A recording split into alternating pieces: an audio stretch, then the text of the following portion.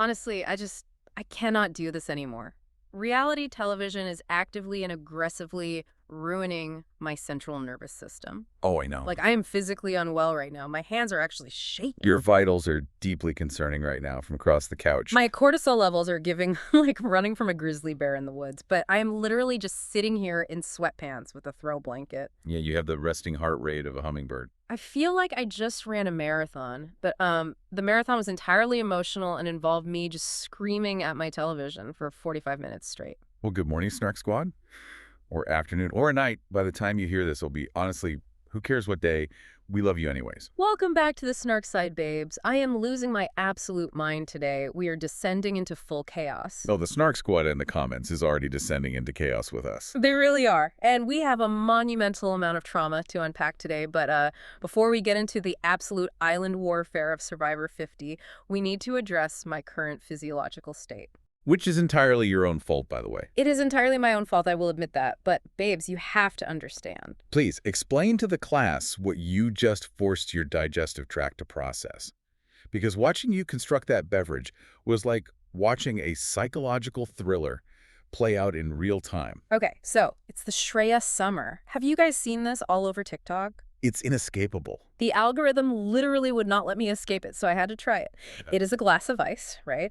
And you pump in a heavy dose of strawberry syrup. Just thick syrup. Right. And then you pour in sparkling lemon soda, and then wait for it, you top it with a freshly pulled shot of espresso. The flavor profile of that is a literal crime against humanity. It sounds so unhinged. It sounds like something a hyperactive toddler mixes together at a Pizza Hut soda fountain when their parents turn their backs for 30 seconds. Stop. It does. It's like strawberry, lemon, carbonation, and dark roast coffee. Oh! That's concoction meant to strip paint off a car. I know it sounds like a felony, but it somehow worked. Did it, though? Like, my brain was entirely rejecting the concept, but my soul was intensely intrigued. It is tart, it is sweet, it is earthy from the coffee, and then the bubbles just confuse your entire palate. That drink felt like a social experiment. Babes, my taste buds needed therapy after that. Like, therapy to unlock more experiences because it has changed me. Yeah. For the better. A test of human endurance and gastrointestinal fortitude, honestly. I am a deeply caffeinated, slightly confused, vibrating new woman. The fact that you finished it without calling poison control is the most impressive survival skill you have demonstrated all year. Thank you. But we both agreed we had to immediately switch back to wine for a proper palate cleanser. Oh, absolutely. The Pinot Noir is working overtime right now to reset our DNA from whatever that strawberry espresso situation just did to the room's energy. Thank God for the wine. But also, thank God for the snacks, because our snack game today is lethal. Lethal. Snark Squad, if you are driving right now, pull the car over. If you are at the gym, step off the treadmill immediately. We are currently eating Biscoff cookies. The elite cookie. And we are dipping them directly into a tub of raw, edible cookie dough dip.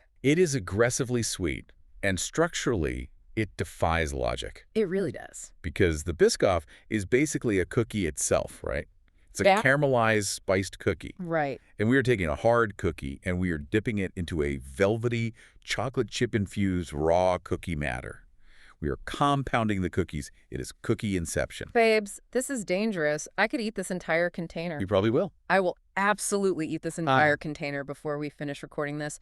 The texture is elite. The sweetness is pure chaos. The crunch of the Biscoff mixed with the sugary grit of the dough. Snacks just make everything better. They do. They are the emotional duct tape holding my entire life together this week. And this right here, this exact conversation we are having about emotional duct tape is why we wouldn't survive on Survivor. Oh, whatever. No, this is it. This is the smoking gun. Snacks are the emotional crutch that makes our modern lives bearable. I feel incredibly attacked right now. You take away the cookie dough dip, you take away the iced lattes, and we are medically evacuated by day 2. Not for broken bones, but for catastrophic bad vibes and severe sugar withdrawals. You are entirely correct, but I don't want to hear it. I am a creature of extreme comfort. Exactly. But speaking of our modern lives being barely held together by sugar and caffeine, I need to ask you guys a question, and I need you to sound off in the comments. Oh. Are you a fan of surprise parties? Oh, here we go. The delusion continues. Because I am currently in the trenches of party planning, and I am questioning every life choice that led me here. You brought this upon yourself. I'm trying to plan a surprise party for our friend Sarah, It is a second engagement celebration because obviously the first one was not messy or extravagant enough. We obviously need the part 2. We need a part 2, and I am losing my grip on reality. Like, how do you even pull this off as an adult? You don't. That is the secret nobody tells you. No. You just don't do it. You abandon the idea before it destroys you. I have to do it. But coordinating the people is a nightmare. The secret group chats without her in them, the constant fear of accidentally texting the wrong thread, The absolute terror. the paralyzing terror of someone slipping up and ruining the surprise. I am having cold sweat nightmares about someone bumping into her at Target and saying, "Oh, hey, can't wait for tonight." Let me drop a massive reality check right here on the table. Please do. Balancing real life is entirely too hard for this level of theatricality. Is it? Yes. We are literal dentists. We have full schedules of patients. We are staring into root canals and doing extractions all day long. True. Plus, we're recording this podcast, editing, trying to keep up with the reality TV universe. Plus, we are allegedly trying to be functional adults. We do not have the bandwidth for espionage. I can be a spy. This is exactly why reasonable people just send a nice text message and call it a day. Congrats on the ring. Let's grab a drink next Tuesday. Done. No bigs. We need a moment. Minimal stress, maximum efficiency. We need a milestone. We need the giant mylar balloons and people jumping out from behind couches screaming.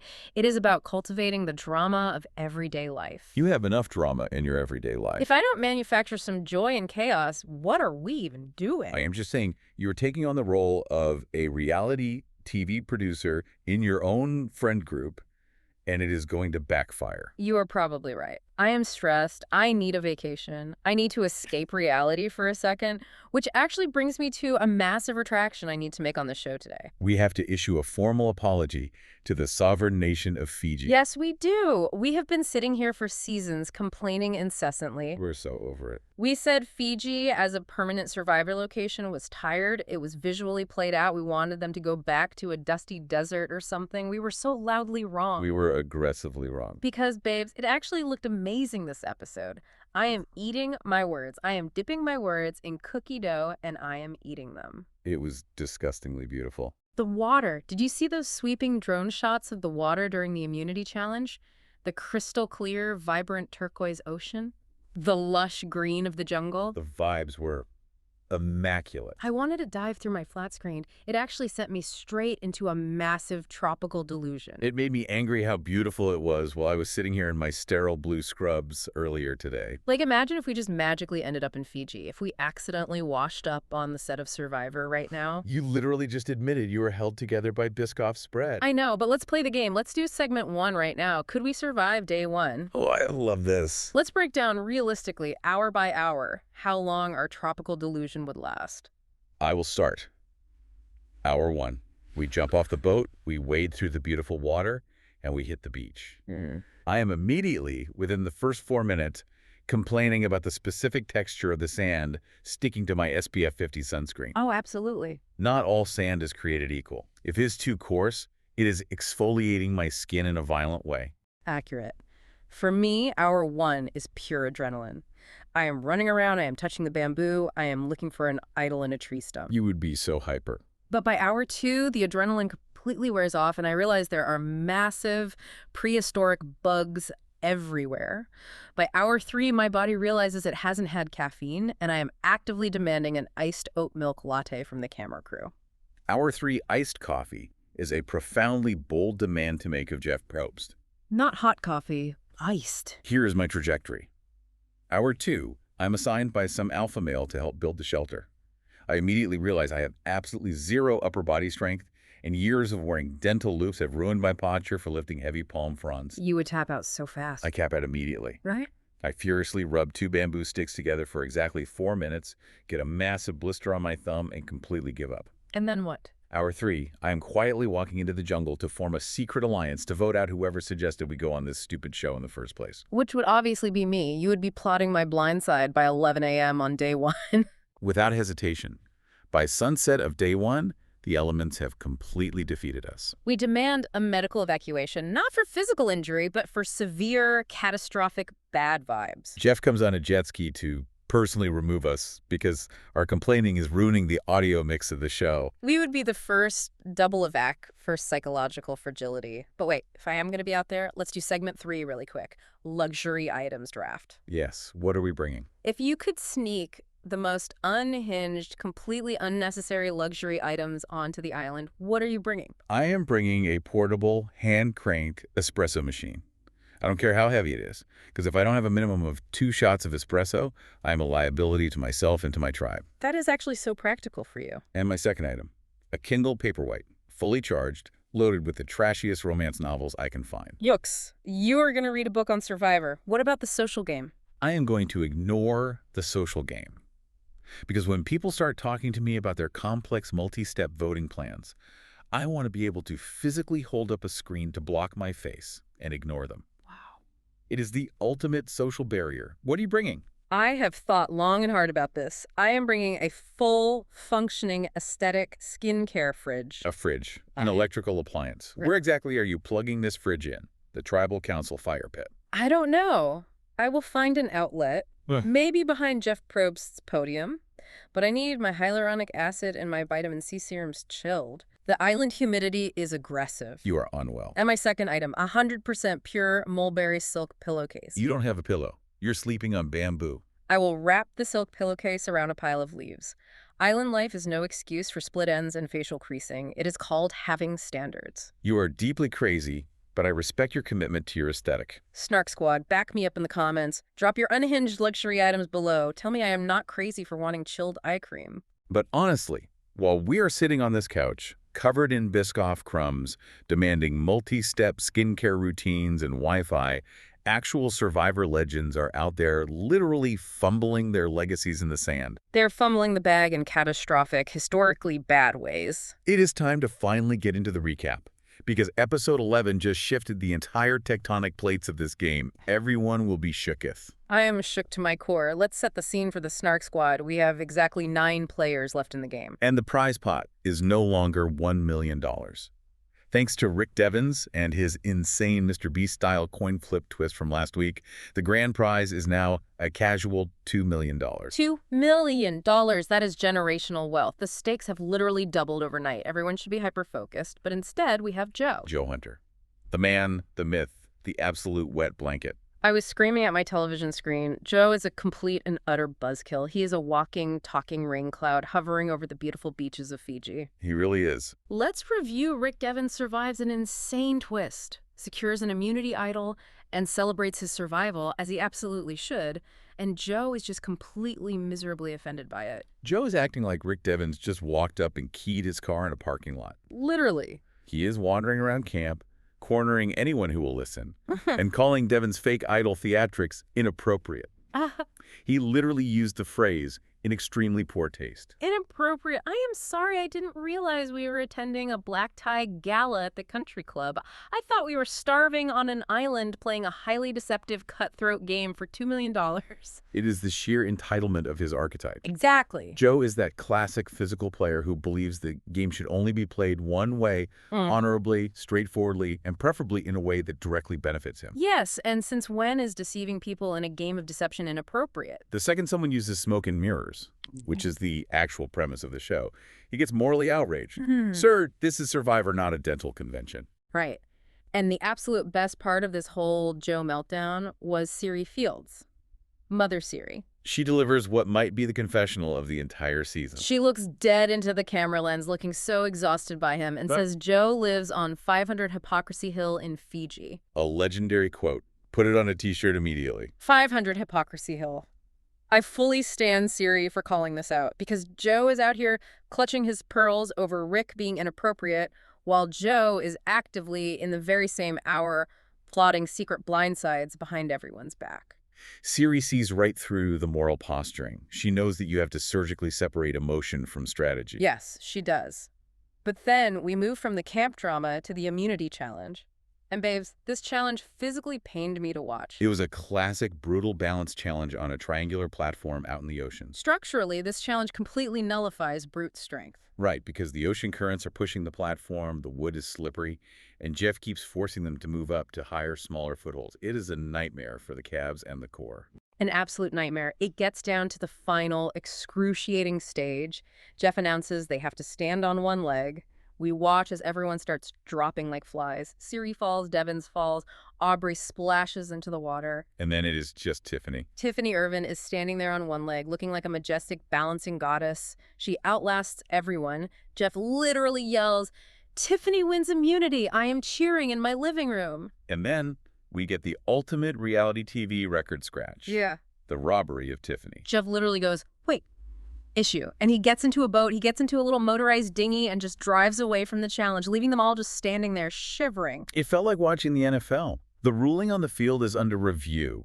He has to consult with the 5 challenge judges and the literal standards and practices representative. And he comes back, and it is devastating. He looks at Tiffany, and he explains that when he counted them down to transition to standing on one foot, she didn't lift her leg fast enough. The tape showed she still had 2 feet planted on the wood while everyone else was falling. The psychological warfare of how he did it, he strips the win away from her in front of everyone and then asks her, "Do you trust me?" And she just has to say yes. My heart shattered into a million pieces for her.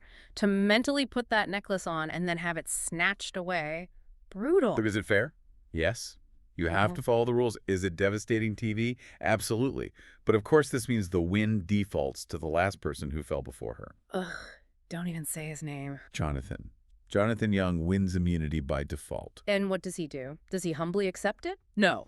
He immediately starts flexing and bragging about his Guinness World Records for weighted pull-ups. He cannot help himself. We get it. You lift. We do not need the LinkedIn resume review right now. But his win is actually the linchpin for the rest of the episode, because Jeff drops the Shooketh twist. I am still so angry about this twist. Jeff takes the 9 remaining players and he splits them into 2 groups of 4. They are going to separate beaches and will both vote someone out.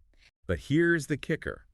Because Jonathan won immunity, he gets to act as the power broker. He gets to vote at both tribals, and he's the only person who can walk between the 2 camps. I hate it. I fundamentally hate split tribals. They ruin the momentum of the merge. I am going to push back on you hard here. Why? It takes the power out of the player's hands and gives it to a carnival game. Because normally, yes, a standard split tribal is a dud. But giving one massive meat shield like Jonathan this unprecedented power, it creates an amazing, messy game of telephone. But he is burning thousands of calories walking between beaches in the sand. He literally got his 10,000 steps in walking back and forth 8 times. But think about the psychological strategy. He holds the fate of both groups in his massive hands. Nobody on either beach can verify what he is saying. He could lie. Okay, fine. The telephone aspect is good TV. Let's break down the chaos that actually ensued. Let's start with Magenta Beach. The lineup on Magenta? Cirie, Tiffany, Rick Devens, Emily Flippen. Emily knows she is on the bottom, so she tries to orchestrate this massive 4D chess move. She swings for the fences, or tries to hack the Pentagon on a dial-up connection, while Cirie is the firewall. Walk me through exactly what Emily tried to do, because my brain was hurting trying to follow it. Okay, she goes to Cirie and Tiffany and says, look, Devens is going to play his idol on me tonight.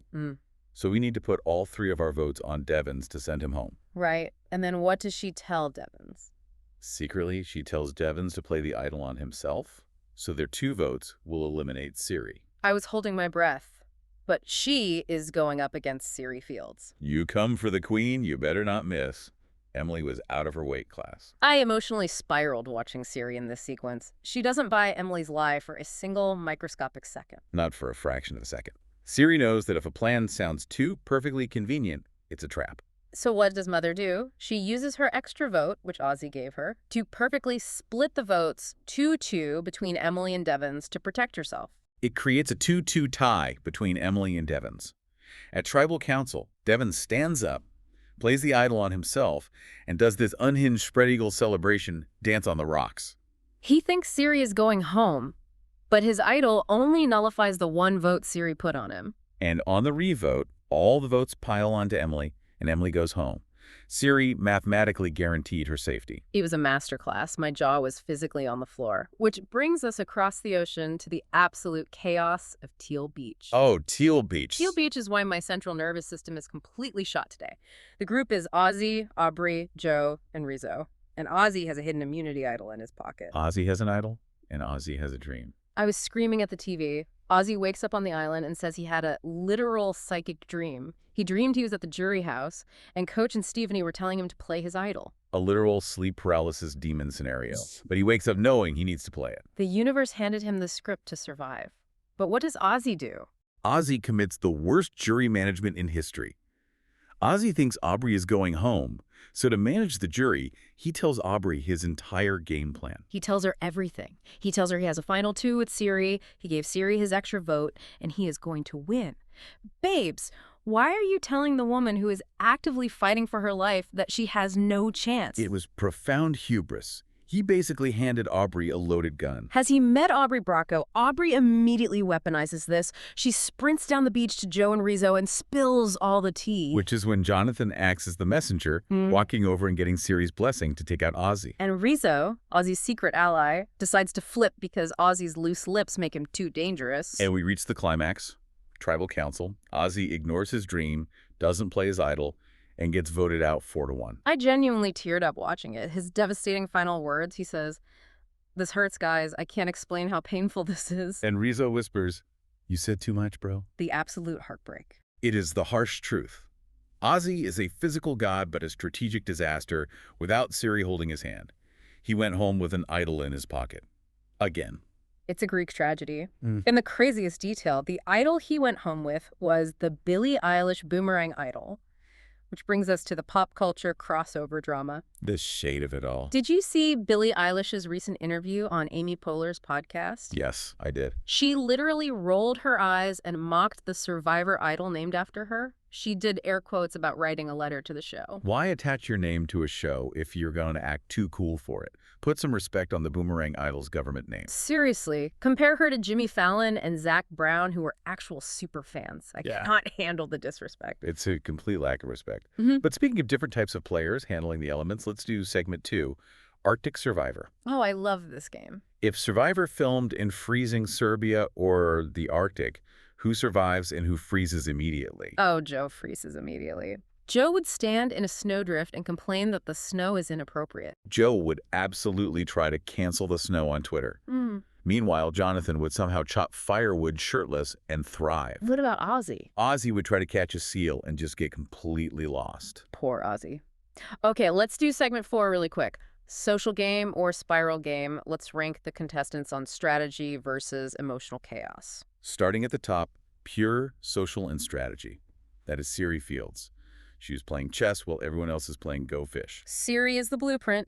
Then, moving towards chaos, we have pure spiral. That is Rick Devens. He thrives in the absolute mess. Then we had the tragic spiral. Ozzy thought he was playing a social game, Oscar, but spiraled the second he was separated from Cirie. And finally, survival mode.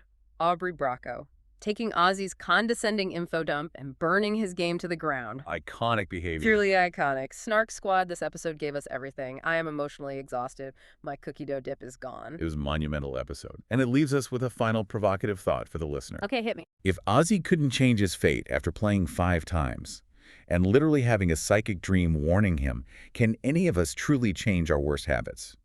Or are we all just destined to go home with an idol in our pocket in our own lives? Wow. Okay, I'm going to let that sit. That is heavy. It's the survivor metaphor for life. Snark Squad, thank you so much for hanging out with us through this midweek chaos. Please remember to like, comment, subscribe, and share with a messy friend. And drop your shady, snarky, or stupid submissions in the comments for next week. Stay savage. Stay surviving. And we will see you on the Snark side.